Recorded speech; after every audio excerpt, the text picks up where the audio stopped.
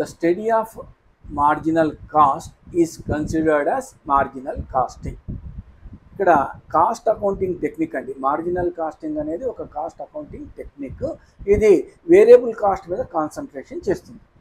ఎందుకు variable cost మీద concentration చేస్తుంది అంటే ప్రొడక్షన్ పెరిగినా ప్రొడక్షన్ తగ్గినా వేరియబుల్ కాస్ట్లో మాత్రమే మార్పు వస్తుంది, టోటల్ ఫిక్స్డ్ కాస్ట్లో మార్పు రాదు.